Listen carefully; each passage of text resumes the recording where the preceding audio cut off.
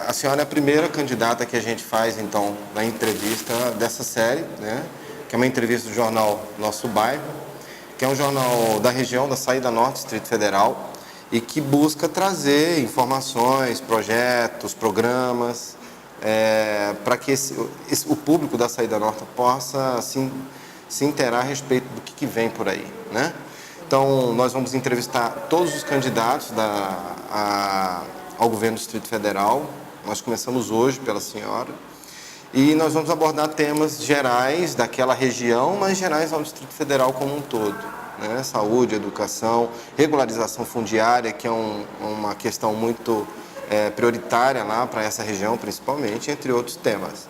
Bom, então estamos aqui com a senhora Fátima de Souza, doutora em Ciências da Saúde, pós-doutora em Saúde Pública, né? Uma carreira inteira voltada para esse segmento, bastante entendedora desse segmento e vivenciou muitos projetos, muitos programas e muito trabalho nessa área. E a gente quer começar pela saúde, né?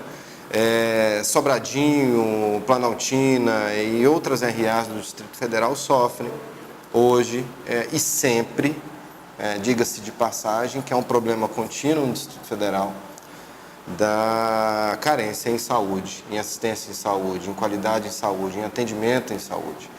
A gente vê um hospital como o Sara Kubitschek aqui, que é referência no Brasil inteiro, mas a gente vê hospitais regionais que não conseguem atender a demanda com dignidade dos cidadãos. E a primeira pergunta é isso: o que a senhora, sendo da área, né, estudada na área, pretende fazer para que a Saída Norte e o Distrito Federal tenha, de fato, um atendimento gratuito e de dignidade e de qualidade? Essa é a primeira pergunta da nossa entrevista. Muito bem. Caetano, Lucas, o meu abraço fraterno a todos os membros do Conselho Editorial do jornal Nosso Bairro. Dizer da minha alegria dupla, né? Primeiro que encontrei aqui um filho de uma querida amiga, também enfermeira, e mais do que isso, de ser a primeira mulher a dar entrevista no conjunto dos candidatos aí. Exatamente. Então, muitíssimo obrigado pela oportunidade. O problema da saúde do Distrito Federal, vocês têm acompanhado também como filho da cidade, e no meu particular, como uma moradora que escolheu viver na cidade, que fui muitíssimo bem acolhida, com muito carinho no Distrito Federal, é que o modelo que se adota na saúde dessa cidade é um modelo que possa ser o melhor governo das mais diferentes matrizes ideológicas, não vai resolver. Porque eles têm feito a opção pelo modelo centrado nos hospitais, centrado na doença, nos médicos e no processo de medicalização. Então, a nossa proposta ela é uma proposta que tem dado certo, não só no Brasil. Eu tive a honra de coordenar o Programa de Agentes Comunitários de Saúde do meu país. A Paraíba foi o piloto e nós já provamos desde 91. Portanto, a gente já tem aí quase 30 anos de que quando há uma decisão de mudar o modelo e pela via da implantação dos agentes comunitários de saúde, nós resolvemos os problemas de saúde. Isso com foco na prevenção. Ou pelo menos, dito de outra forma, nós organizamos a forma de cuidar da saúde e a doença, ela pode ser consequência, mas a gente está organizado em tal ordem que a gente faz um atendimento na doença de forma humanizada, acolhedora e para resolver, de fato, os problemas que as pessoas levam para os hospitais. Com isso eu digo, o hospital não é o lugar do centro da organização de serviços de saúde, ele é a ponta final. A saúde, ela precisa, Caetano, começar dentro de casa, com os agentes comunitários de saúde, que são pessoas da comunidade, pessoas que têm vínculo naquela comunidade e que não precisam necessariamente ter a formação da saúde, ele precisa ter a sensibilidade, ele precisa ter o espírito comunitário, ele precisa estar disposto a, junto com essa comunidade, entender os principais problemas que tem naquela localidade. Então, aí cresce a rede, começa em casa, ela entra nas unidades básicas de saúde, mas já com a vinculação dos agentes comunitários de saúde numa equipe multiprofissional. E a equipe não é centrada apenas no médico, o médico é importante, mas a equipe você tem o enfermeiro, o assistente social, o odontólogo, o psicólogo. Composto isso, nós resolvemos. E o Brasil já provou isso em torno de 80% a 85% dos problemas que existem em cada território trabalhado por essa equipe. Aí, de novo, ele se conecta em outros pontos do sistema. Ele pode se conectar, se tiver vários problemas, vamos dizer, de ordem psicológica, nos CAPS, né, nos núcleos de apoio psicossociais. Ele pode se vincular à questão das urgências e emergências, né, que é o caso das UPAs, e ele pode se vincular ao hospital, mas o hospital é a cadeia final. Se a gente resolve na atenção básica de 80% a 85% dos problemas, você tem um residual aí de 10 a 15% que vai para o hospital. Então, você já tem, de certa forma, um diagnóstico prévio de quais são os problemas que a atenção básica não resolveu. E, portanto, você se organiza de forma rápida, com um planejamento que você não precisa levar as pessoas à fila dos hospitais e não precisa, Caetano, esperar 2 anos para uma consulta a especialista e 2 anos para acumulado de filas de cirurgias, né? Então, a nossa proposta é trazer o Saúde em Casa, onde a saúde começa dentro de casa, e fazer o serviço de saúde em redes integradas. Mas não para aí. Nós precisamos ter ouvidoria da população. Então, precisamos fortalecer os conselhos distritais de saúde para que a população nos diga se a saúde ela realmente está sendo de qualidade, se está sendo atendida com satisfação, se está sendo acolhida e respeitosa. Para além disso, é preciso que a gente dê condições à Planaltina, isso vale para o conjunto do DF, para Sobradinho, o conjunto da saída norte, como você tem dito, com autonomia administrativa e autonomia financeira para os dirigentes desses hospitais e dessa rede integrada que eu estou chamando. Porque, veja, precisa escolher não com critério político partidário, precisa escolher os dirigentes dos hospitais, das unidades básicas de saúde e de toda a gerência, né, dos equipamentos de saúde, com base em critérios técnicos, compromisso social e responsabilidade com essas comunidades. Então, se eu puder resumir o nosso programa de governo na área da saúde, que estar aqui é trazer o programa Saúde em Casa, colocar o Saúde em Casa em redes integradas do sistema de saúde, fortalecer os conselhos de saúde, eleger os dirigentes pelos seus pares e, por fim, que não é por fim, criar mecanismo de transformar as cidades em verdadeiros canteiros da saúde. Ao contrário, se não for por esse caminho, de novo, a saúde do DF segue sem resolver os problemas, porque tem uma inversão de valor que está cuidando da doença e não da prevenção e da promoção da saúde. E a senhora pretende, de alguma forma, medir esses resultados ou colocar metas, indicadores, etc., que comprovem a efetividade desse projeto? Os principais indicadores que nós, inclusive, não colocamos aqui a propósito, né? Porque assim que ganharmos o governo, uma equipe de transição, nós vamos convocar todos os trabalhadores da saúde numa mesa permanente de negociação para que a gente possa discutir com eles quais são os reais problemas que tem em cada localidade, ou seja, nas 31 regiões administrativas, e a partir daí elaborarmos um plano distrital de saúde, né? Aí sim, nesse momento nós vamos definir metas, não só metas quantitativas, mas qualitativas, com prazo e com responsabilidade. É o que a gente chama de uma matriz programática em saúde, para que a gente possa monitorar, né? E aí nós vamos ter que fazer um pacto com os trabalhadores da saúde, para junto com eles dizer que tempo nós estamos nos dando, não é ao governo, mas aos trabalhadores da saúde, à comunidade e ao governo, para a execução das metas que serão pactuadas.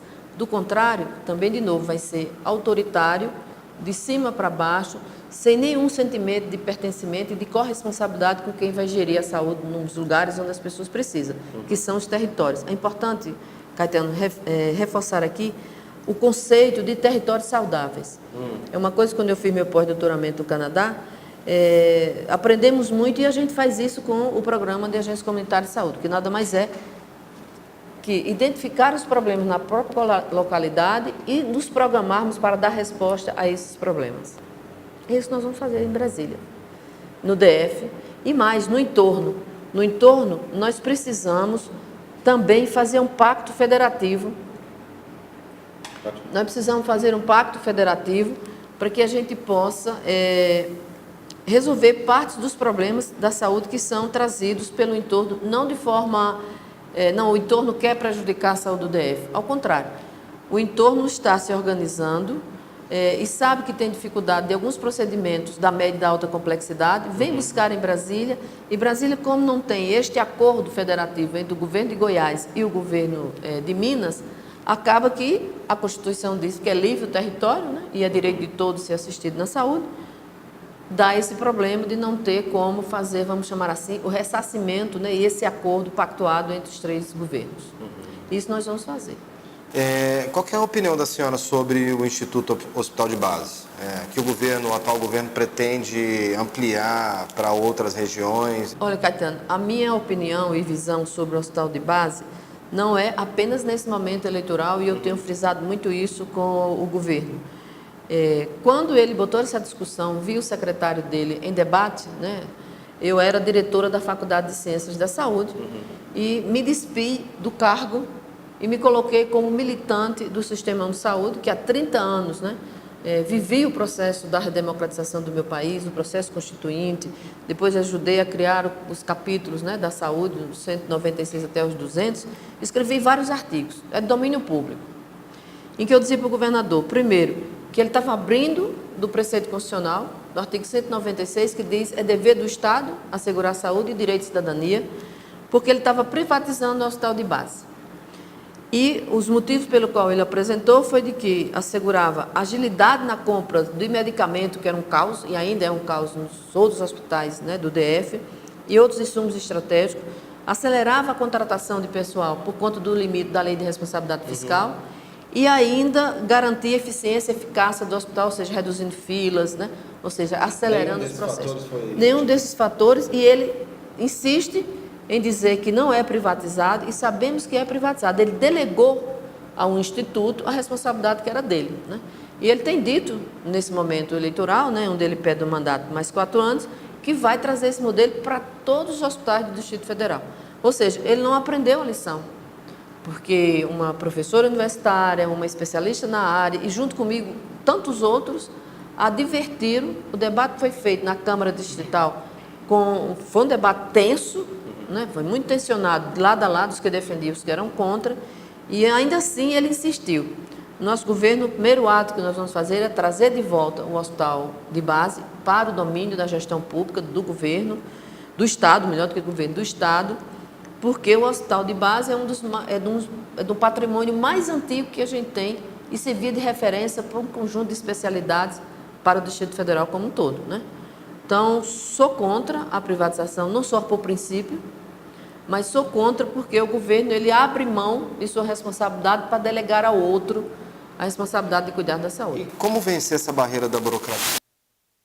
Medicamentos, na contratação de pessoal, de que forma a gente consegue vencer isso, se não der flexibilidade nesse sentido? Veja, compra de medicamento e qualquer outro insumo que vá suprir as necessidades, desde a atenção básica até os hospitais, é você se planejar. É você ter uma boa gestão. Porque, veja, Caetano, se você sabe quais são os principais problemas que ocorrem na sua localidade, né? Você tem uma margem de se planejar, de fazer as compras com antecipação, de forma antecipada, no mínimo com 6 meses de antecedência, para inclusive evitar de você ter estoques de medicamentos ou de outros insumos que não é necessidade na rede.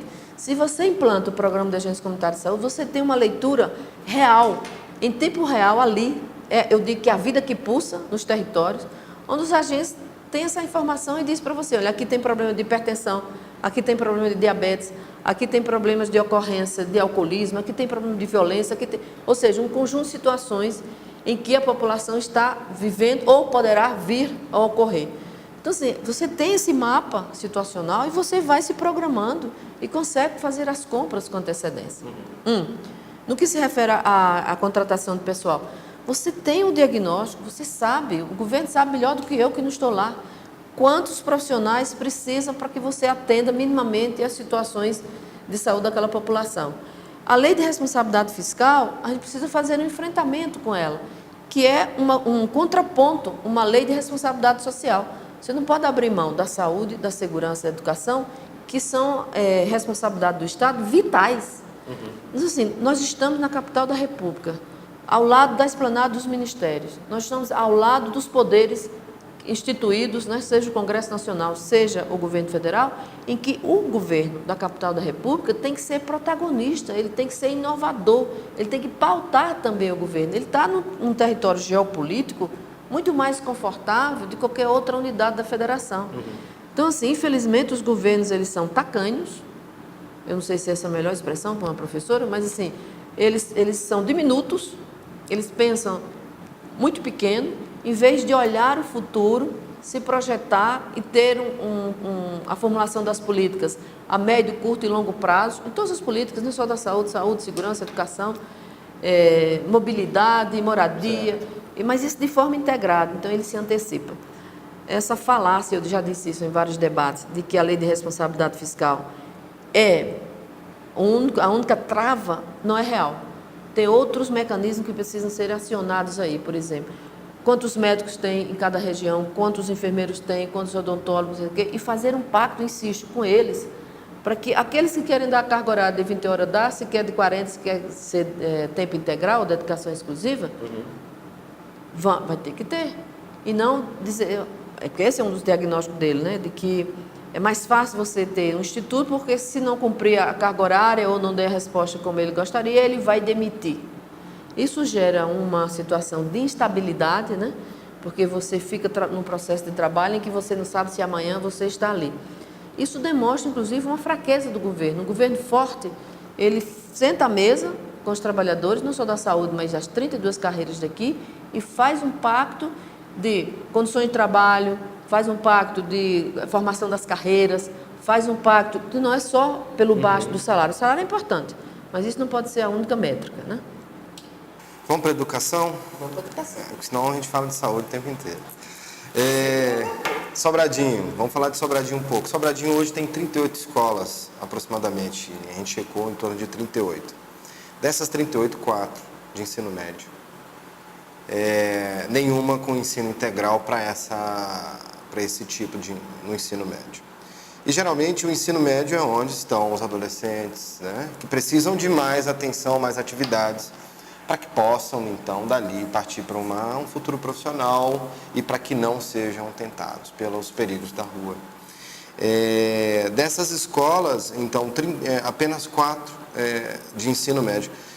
Os jovens, especificamente na Saída Norte, reclamam muito da falta de cultura, da falta de esporte, né? Não só na escola, mas como programas, etc.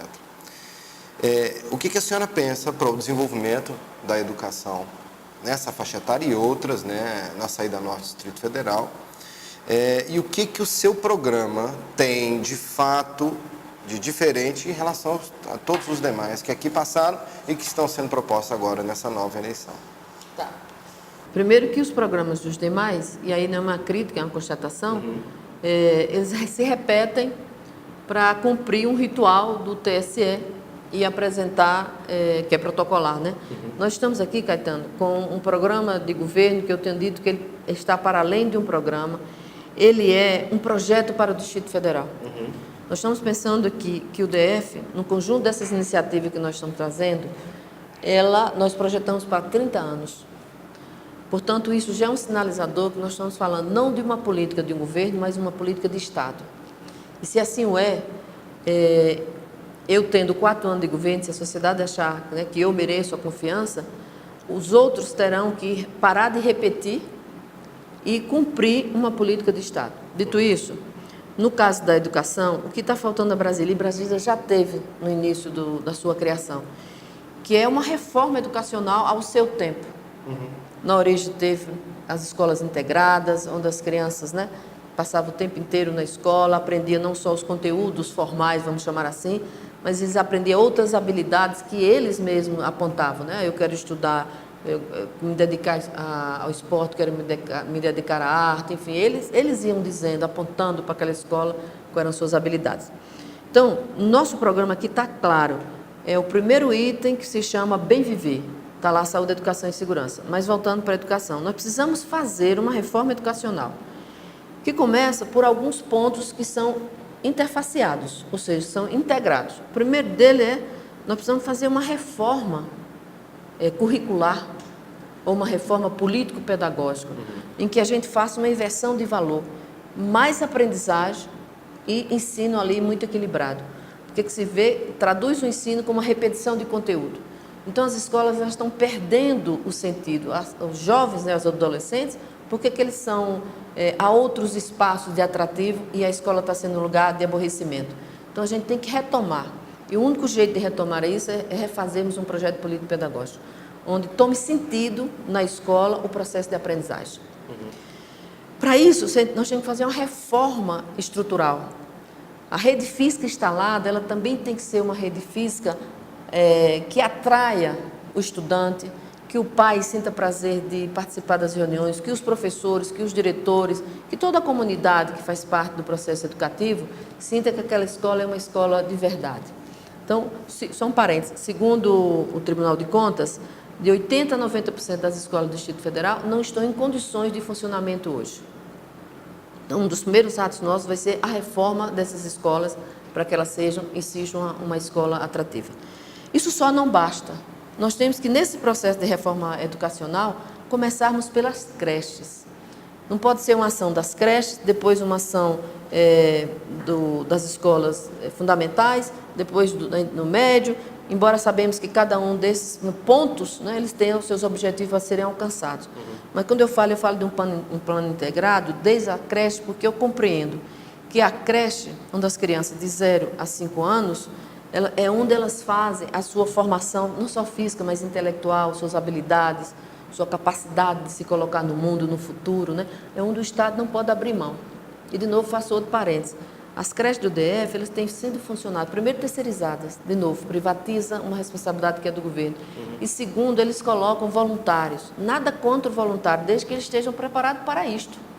Eles entendem de pedagogia, eles acompanham essas crianças no seu desenvolvimento. As creches não podem ser depósito de crianças, ainda que o direito da mãe de colocá-los na creche já seja uma conquista. Mas nosso governo, nós vamos apontar essa outra conquista, que é o direito da criança, de estar numa creche, mas aprendendo, fazendo sua primeira formação. Precisamos, no ensino médio e fundamental, fazer com que, nesse intervalo, se os estudantes preferirem, por condições socioeconômicas, que eles querem fazer também o ensino profissional, nós temos que fazer isso imbricado, casado. Mas apontar para uma condição real da empregabilidade, que é outro capítulo do nosso programa de governo, é o capítulo 3, gerar emprego e renda, que assegurar a entrada dele nas universidades públicas. E hoje eles ficam apenas circunscritos à Universidade de Brasília. E olha que é minha querida universidade, sou filha de lá. Mas é insuficiente. Joga esses alunos, prepara os alunos apenas para o mercado. Não sou contra o mercado, de ter universidades privadas. Mas é responsabilidade do Estado criar outras condições para que a gente tenha uma universidade... Mas como é que prepara alunos da rede pública para entrar numa universidade federal? Garantindo um ensino de qualidade, fazendo com que ele tenha condições, enquanto o outro de filho de classe média alta, vamos chamar assim, tem cursinhos para se preparar, nós temos que dar um ensino de qualidade para ele concorrer com pé de igualdade com essas pessoas. Então, nós já temos no DF a escola, a ESC, né, a Escola Superior de Medicina e de Enfermagem agora, mas nós queremos tirar do papel, que está lá há mais de 25 anos na lei orgânica, a criação da faculdade da universidade distrital. Então, resumo, desde a creche, ensino médio, né, o ensino fundamental e a Universidade Distrital do DF, cortando uma reforma física e um processo de carreira estruturada para os docentes, porque eles não têm, de forma proativa do Estado, uma ação de um mestrado profissionalizante, por exemplo, de um doutorado profissionalizante, de um projeto que eu estou chamando de educação permanente, está escrito aqui, para a formação do professor. Ele não pode entrar em sala de aula e dar aquele conteúdo ad eterno. O mundo roda, os meios de comunicações, a quarta revolução tecnológica faz com que isso aqui seja mais atrativo do que o diálogo entre o professor e os seus colegas, né? Então, nós precisamos mudar isso. Bom, educação, segurança, saúde, tudo passam por uma questão que é a questão da regularização fundiária. Sem legalidade, não há atendimento público de saúde, segurança e de educação naquela região. E a saída norte do DF, hoje, concentra aproximadamente 80 condomínios, grande parte, mais de 90% deles, ainda não foram regularizados. Para que se tenha um posto de saúde, que se tenha um posto de segurança, é necessário que seja regularizado. Alguns candidatos aqui ao governo do Distrito Federal estão dizendo que vão acabar com a GFIS, que outros que vão criar, vão substituir, vão acabar com a TerraCap, enfim, que vão acabar com esse processo que existe hoje e vão criar novos processos. Por outro lado, o governo atual vem atuando aí durante algum tempo na regularização dos condomínios aqui no DF e se diz recordista nesse tema. Eu queria entender que proposta, que projeto, que ponto do seu programa aponta para uma regularização fundiária mais eficiente e mais rápida, célere, porque um dos problemas é a burocracia do processo. Perfeito.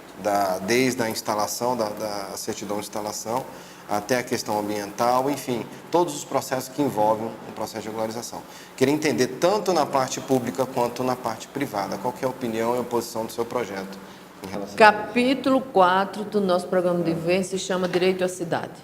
Veja, nós precisamos separar, Caetano, o que é grilagem e o que é necessidade de ter sua moradia de forma decente. Então, por que está acontecendo essa confusão toda? Porque o governo não se antecipa, não tem uma política de habitação onde evite essa confusão, por um lado. Por outro, como é que a gente regulariza isso? A GFIS, o problema é que a forma que o Estado coloca o papel dela é um papel fiscalizador, mas policialesco. O que nós vamos dizer é, para além de fiscalizar, no sentido real da palavra, ela será um órgão educador e um órgão planejador.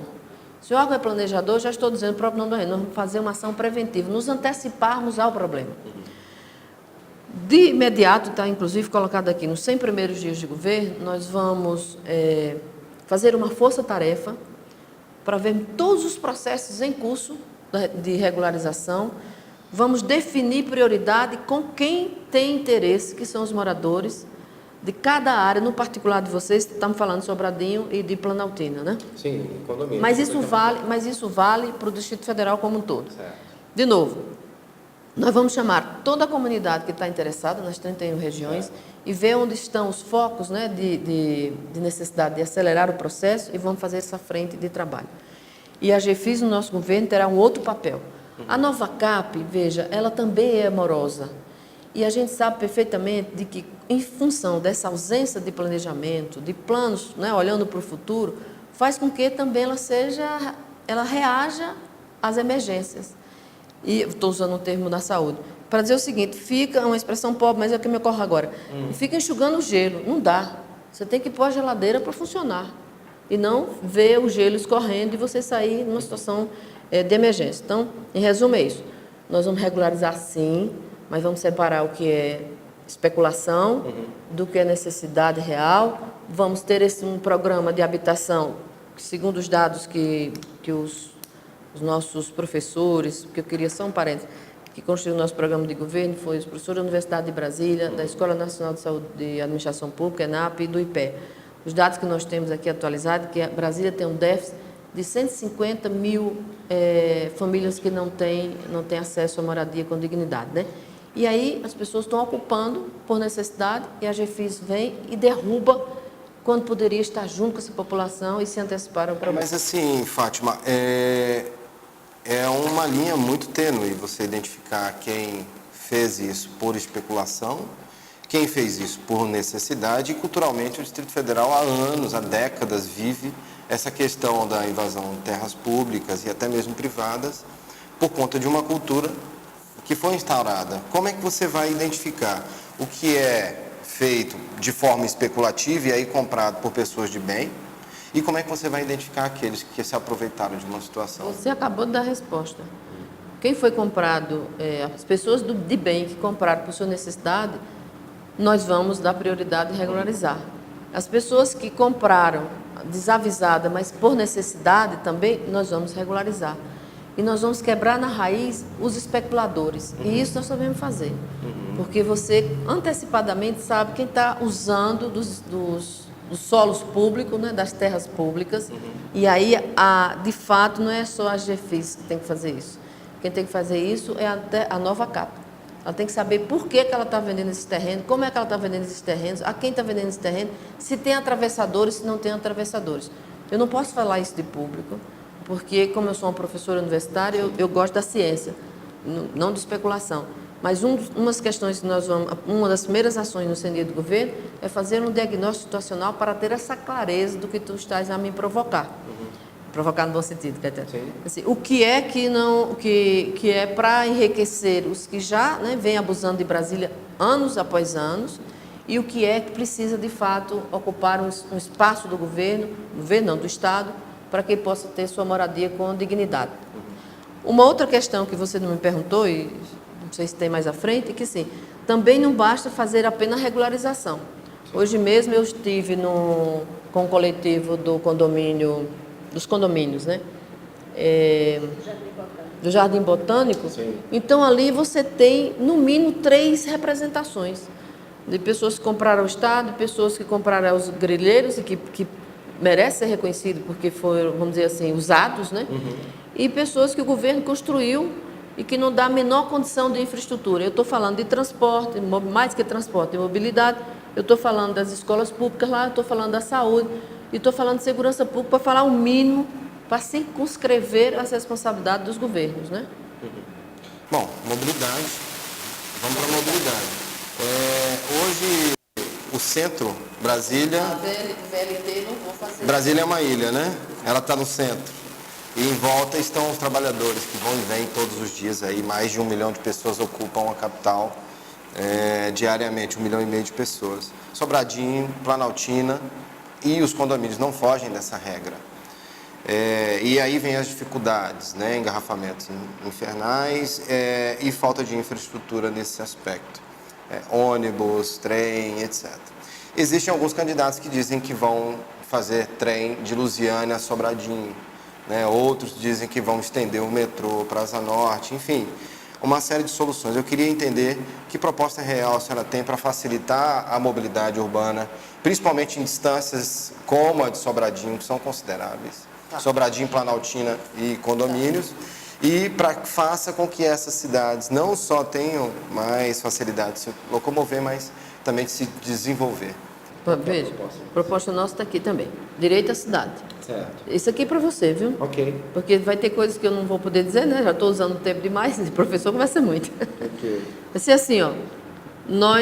O metrô é o eixo estruturante da mobilidade.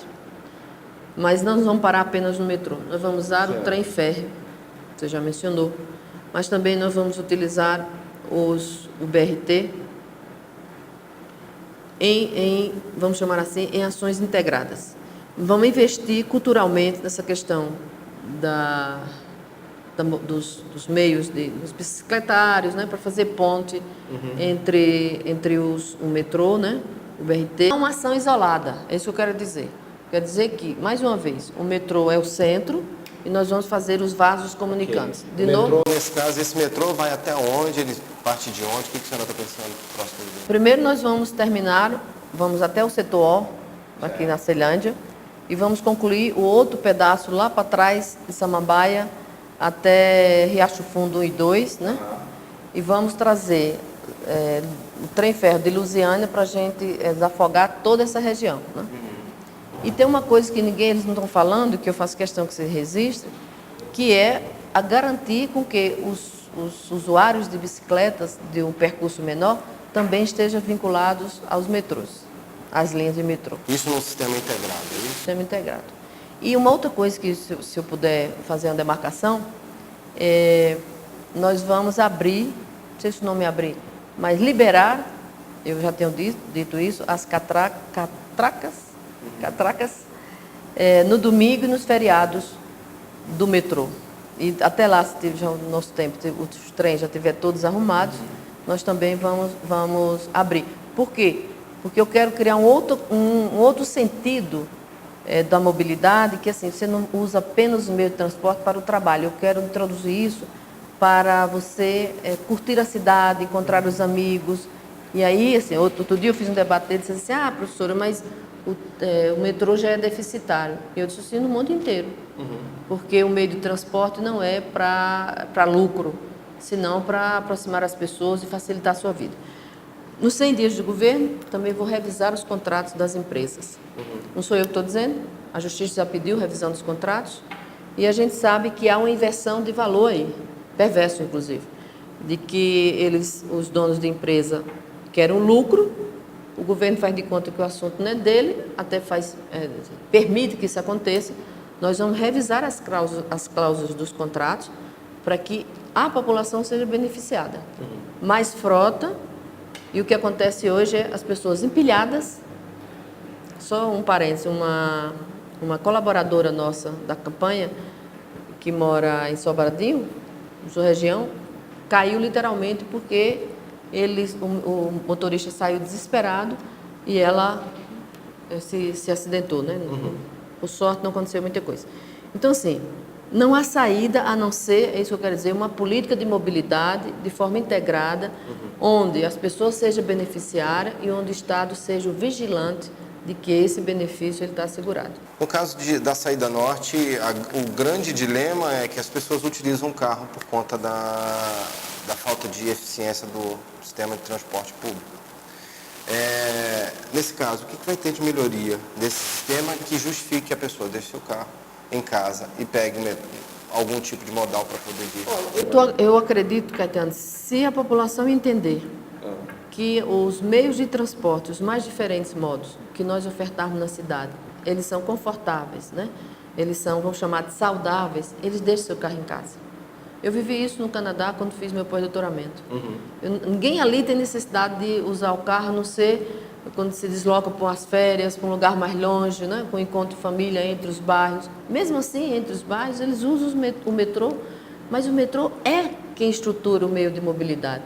Por que acontece isso? No Canadá acontece isso, nos Estados Unidos acontece isso, na Inglaterra, em toda a Europa.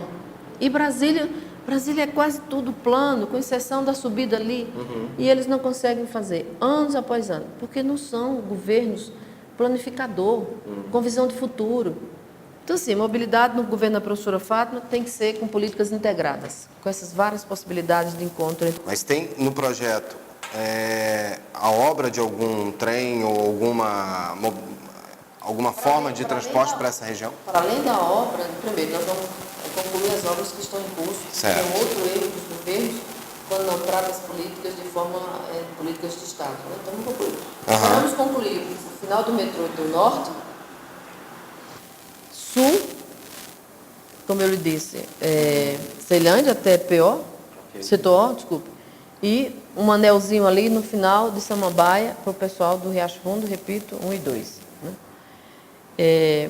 E vamos articular uma outra coisa que eu acabei esquecendo, que se governo formos, com o Ministério das Cidades, com o Ministério dos Transportes, que esse governo devolveu recursos, para que a gente traga aquele trem de Lusiânia, né, já mencionei isso para você,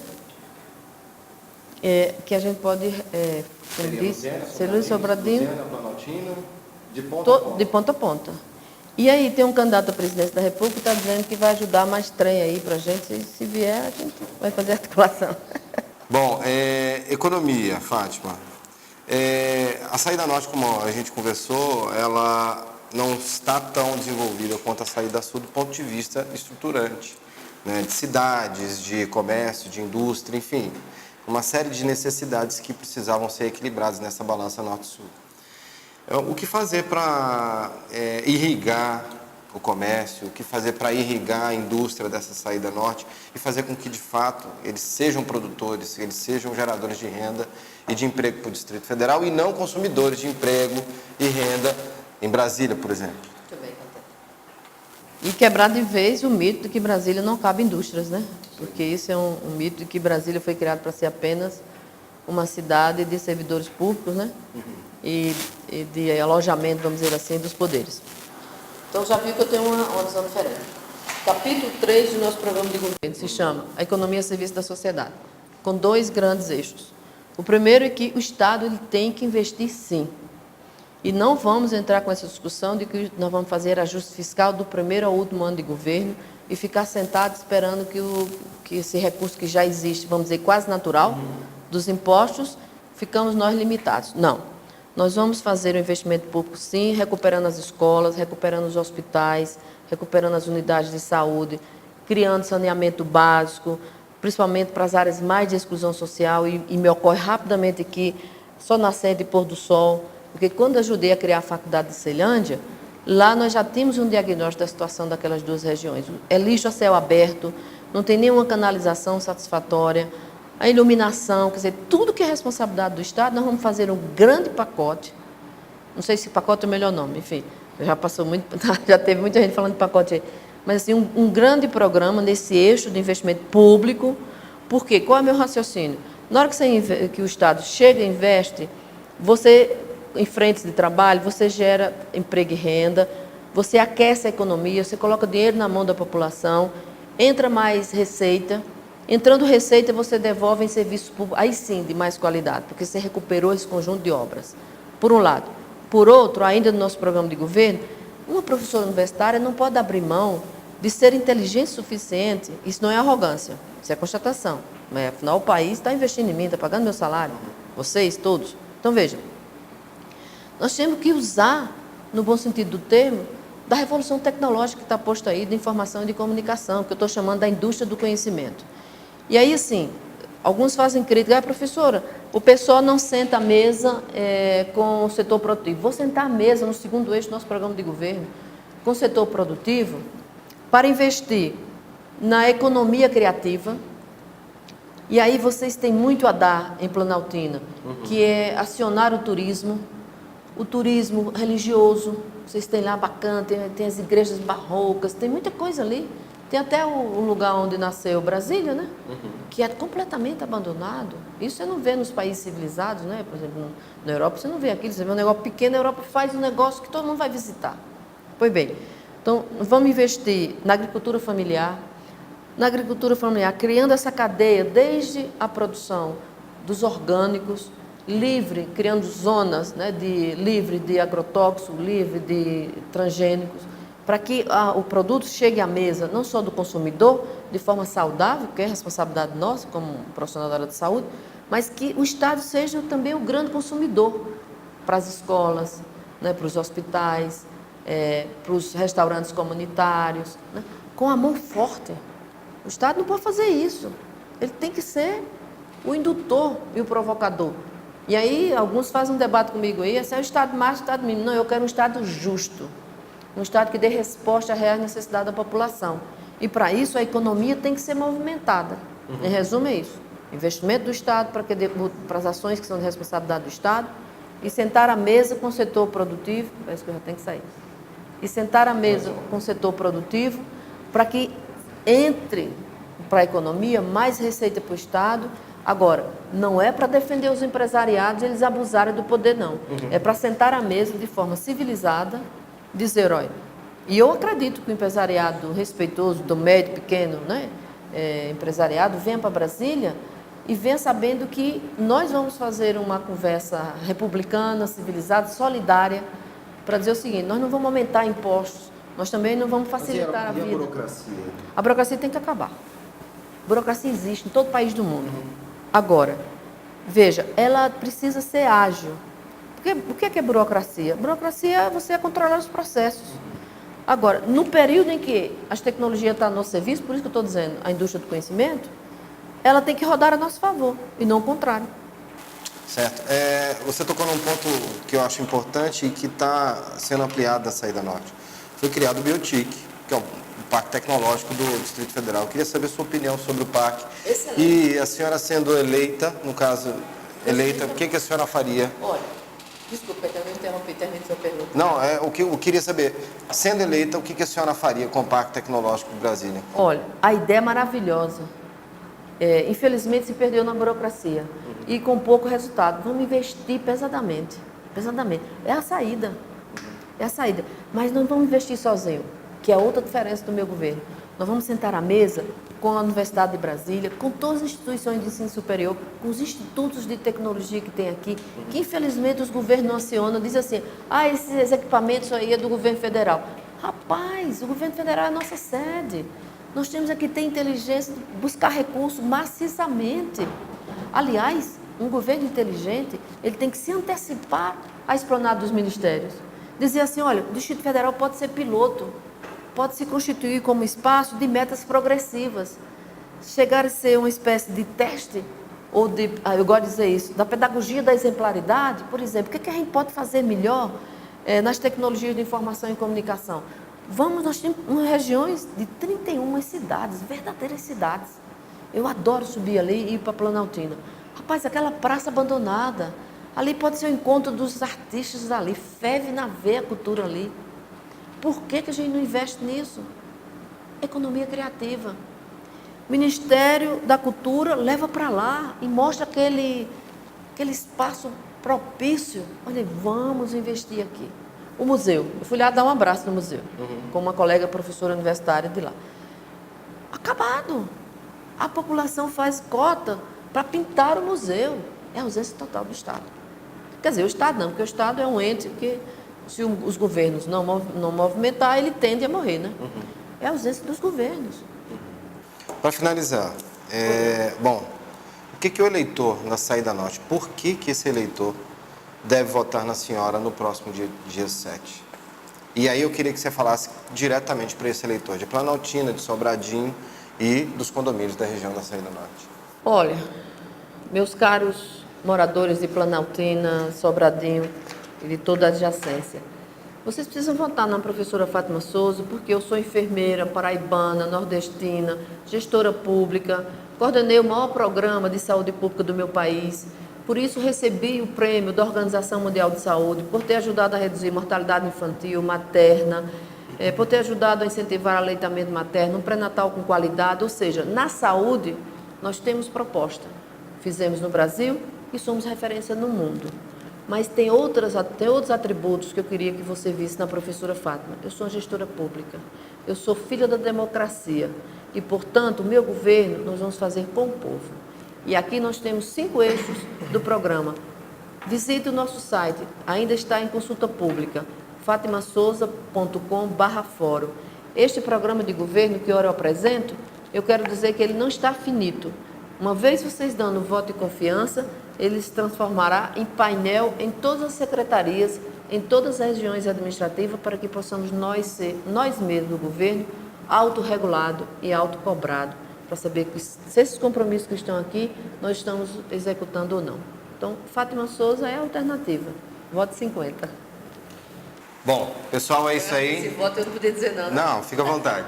Pessoal, é isso. Começamos com a professora, doutora Fátima, e vamos continuar então com uma série de entrevistas com todos os candidatos ao governo do Distrito Federal. E no mês que vem, em outubro, vamos para o debate JNB para aqueles que passarem para o segundo turno. Opa, tá bom? Estou lá. Pessoal, obrigado. Até a próxima. Professora.